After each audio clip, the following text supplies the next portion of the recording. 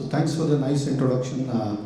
And at an onset, I see that ARA had three types of presences. In the morning, we saw a great presentation about engineering and details about simulation and how the structural things are happening. We saw Nitin talking about the overall ecosystem, how ARA helps.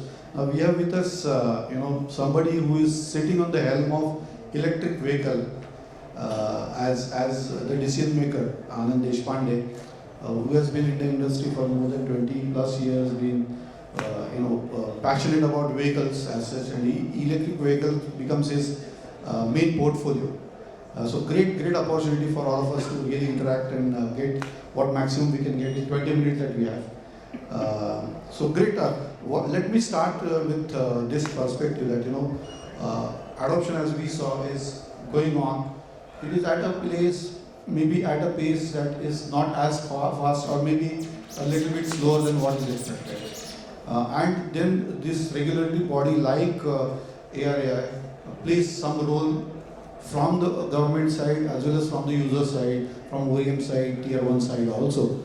The question is about more on throwing some light on the policies which are actually encouraging the newcomers, startups, and OEMs also, that many of us are not aware the product, eventual production incentive that we have, PLI related stuff that we are talking about. So can you throw that as a beginning, because we want to see that relief that government is doing something and you are the one who is having those numbers, those policies at the fingertips. So maybe that would be the first perspective I would like to ask. Yeah, it's a great opportunity to interact with you. To answer your question, to promote the electric vehicles or electric mobility, government is working on two fronts. One is on the demand side and one on the supply side. So demand side means consumers should be encouraged to purchase electric vehicles because cost is a barrier. The differential cost between ICE vehicle and electric vehicle was low, was high, still it is higher. It is reducing, price gap is reducing as the volumes pick up. So government is giving on the demand side incentives to the consumers. So depending upon which category of vehicle, suppose two-wheeler, three-wheeler car, or state undertaking buying buses, they will get incentive from the government. Central government is also giving, various state governments are also giving under their state EV policy. Central government is running FAME scheme, phase 2 of FAME India scheme currently going on. That is faster adoption and manufacturing of electric vehicles. And ranging from 20,000 to 30,000 rupees for two-wheeler typically to around 1.5 lakhs for a car or maybe up to 50 lakhs for a bus incentive is given. So this is on the demand side. So here market is created. And now the manufacturers are also required to be encouraged because handling the vehicles or the technology should be available in the country. It should be manufactured in the country. So the manufacturers or the businessmen, they should make investment in the manufacturing. They should get some incentive to manufacture advanced technology, to manufacture electric vehicles, electric vehicle components in the country.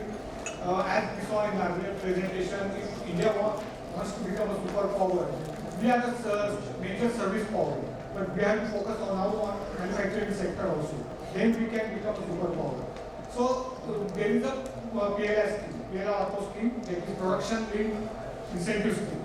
So this is on the supply side. So the manufacturers will be given incentive depending upon their investment, depending upon their annual sales and the growth in annual sales, and ranging from 13% to 18% of annual sales. Incentive will be given at the end of the year by the government. So that is a very significant amount, 13% to 18% of sales value will be given as an incentive. So that is available in the vehicle sector as well as in the component sector. So someone is making vehicles or someone is making components, maybe electric motor, batteries, or controllers, or in the component sector it is not limited to only electric vehicles. Various advanced automotive technology like ADAS, or even engine management systems, after treatment systems for conventional vehicles or ICE vehicles, hydrogen cylinders, or various advanced technology will come in future, and which are not currently manufactured in the country and they are dependent on it. So this is on the supply side. And this cycle is typically, a lot of companies, you're talking about 150 plus companies already registered in the process where you will get proper validation, their balance sheets will be checked, all the financials will be checked, right? So Auto PLI, already government, there was a call for applications and government got very huge response. More than 100 industry applicants have been shortlisted, they have been sanctioned as an approved applicant orders, and now they will be making their investments, they are getting their products validated. There are some technical parameters also to qualify for the incentive, and after that qualification, once they start manufacturing every yearly, they have to produce all their sales data with the government, and based on that they will get the incentive. Wonderful, wonderful. And there is a requirement also of domestic value addition. So minimum 50% domestic value addition, government is putting a restriction that that should be assembled or manufactured in the country. So value addition of 50% should be done in the country. Wonderful, and that happens also for any industry which is existing to really get that benefit on a continual basis, right? Yes, yes.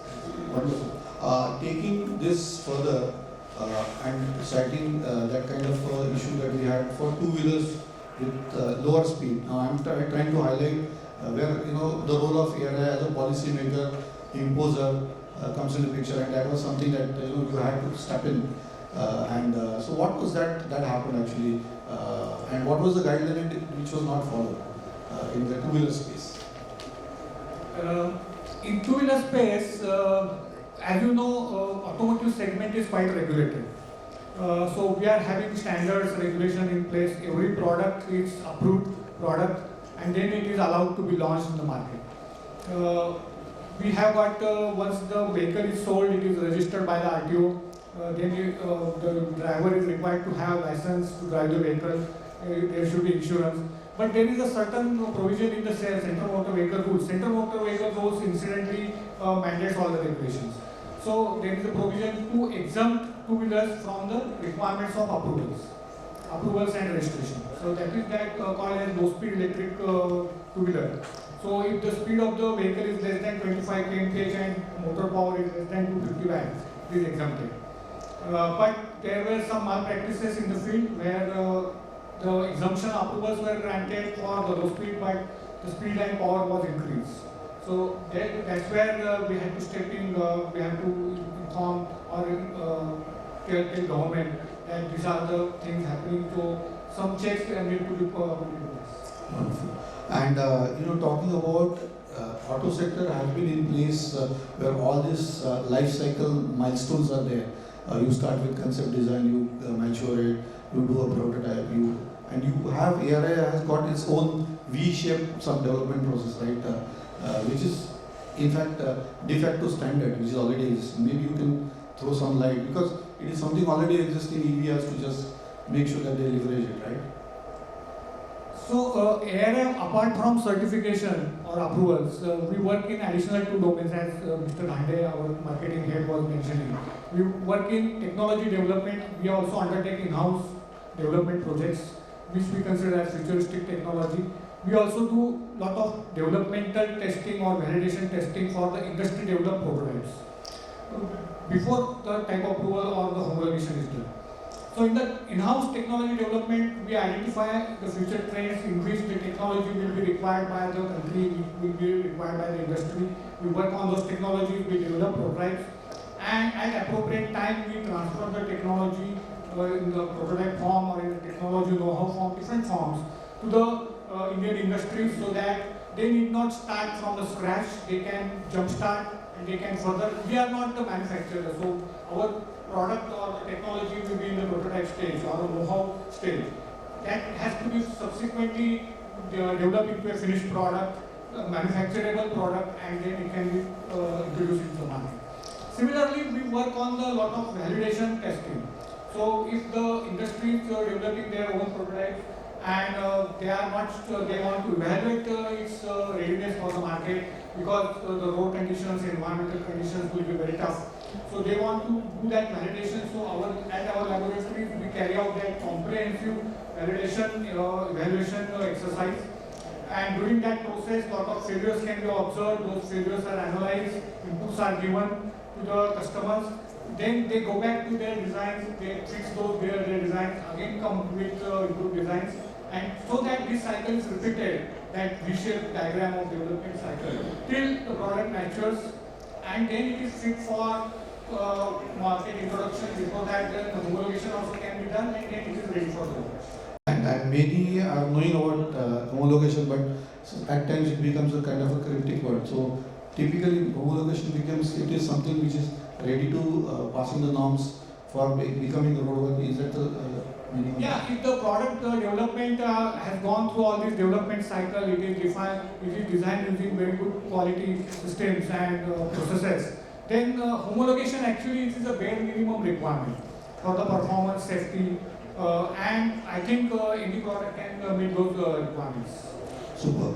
And taking those example of most complicated subsystems in electric vehicle, so it would be battery manufacturing system, BMS would be one, motor controller could be, and each vehicle will have a different one. Do you have kind of a universal test setup for say BMS or motor controller, or how does it happen? Yeah, we have got different, if it is a mechanical kind of a setup, we have got different fixtures, then electronics, we have got different software configurations. So we are having setups which are configurable. So because we test from two-wheelers to trucks and the components of two-wheelers to components of trucks. So that is a wide range of customers. And our laboratory is working 3 shifts, almost 6 days a week. And today, first shift could be a two-wheeler, second shift could be a four-wheeler. So our teams, they are very fast in making changes in the setups, and we prefer a configurable systems. Alright, so anything and everything could be parameterized, and you can put any type of vehicle that is coming for testing. Talking about durability cycles, and I read about Indian drive cycle and customized Indian drive cycle. What is it, just for understanding it better in the way that you actually make it roadworthy even within the lab setup, right? By applying those rules. Yeah, for testing any vehicle for the performance, suppose it is a petrol vehicle, then we have to test it for the emissions, how much emissions it is emitting, or its mileage, the fuel economy. So that is the parameter which is certified by IAMS. In electric vehicles, we certify the range of the electric vehicle, that is in one battery charge, full charge, how much distance the vehicle will do. Similar to fuel consumption, we certify energy consumption. So how much electricity is required to run 1 kilometer by the vehicle. It is also certified by IAMS. So one way is actually to drive the vehicle on the road, to actually do the range test, how much distance, but we will not get the repeatability. So it will have a lot of effects of environmental conditions, road conditions, traffic conditions. So when we are having a kind of a benchmark for all the manufacturers, for all the vehicle models, we should have standard test procedure that can be done in the laboratory. So the driving cycle is a representation of a traffic pattern or a driving pattern in the country. So Indian driving cycle is a lot of data has been collected, and based on that, typical speeds, average speeds, acceleration levels, top speeds, speeds in various gears.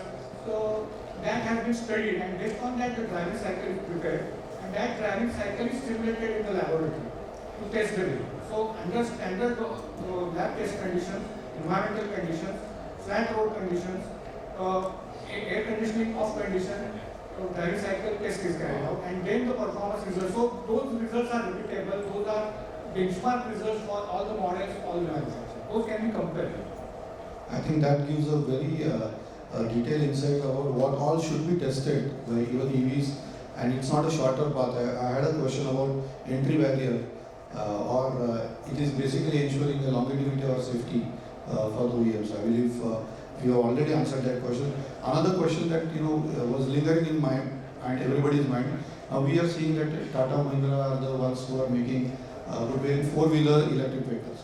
So do you see that is it something that is due to our policies, or there is some reason that they are not investing? The foreign OEMs are not investing. They are not. They are sitting on the corner and checking when is the right time that they should be entering into this market? Say Ford or General Motors or. Now today is not that situation. They are seeing the success of now we are literally seeing the visibility on the roads. Mm-hmm. We see a lot of electric two-wheelers, cars also. So even multinational companies are bringing their models. We saw a lot of launches and currently, for example, Mercedes, BMW, Hyundai, MG. So all of them are having their models and they are having big plans. A lot of other OEMs are also having big plans to introduce their models. Wonderful, wonderful. Now, maybe it's the penultimate question. Do you have any expectations from the OEMs or the industry, from you being the knowledge hub, you being the ones who are actually providing all these services, providing this certification, having this burden of aligning to government at times, eventually doing some kind of a work which is tough. So, do you have some expectations that you want to set with the OEMs or market to be maybe for the startups or for the EV system as such? Yeah, there is no shortcut for the product development. That one should keep in mind. I think today in the conference, only the message would be like that only. So, proper time should be given for the product design, development, validation, testing. Before it doesn't depend how many models do you have, but how small model, number of models, but how quality models you are having in the market. That is very important. So that importance should be given to the development time. Of course, there was some mention that there is a mad rush to introduce models and catch the market share. But in the long term, the product quality, I will not name one company has got only one product in the two-wheeler segment, but their product speaks for them.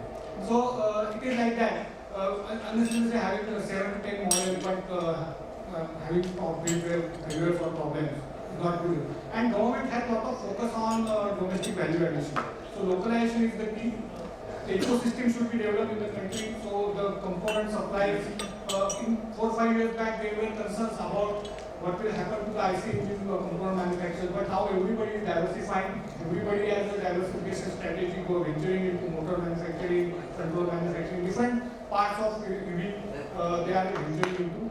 And so localization is the key. That's how it will be sustainable. We will not depend on foreign imports. We are actually, government focuses on reducing oil imports. We should not create another import sector. So that should be the two messages I will give. Wonderful. On a lighter note, a question that you might not answer is, having such a know-how in within ARI, would ARI go for own EV model to become in the future? I'm just asking this question, just to make it more humorous.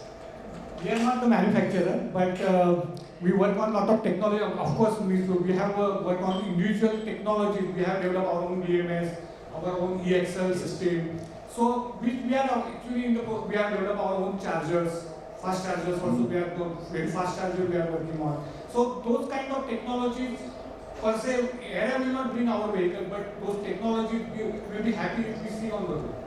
Wonderful. Thank you for this. I believe I've come to the end of my part. Any questions are there? We can take one question, or maybe there is a smart question at the end.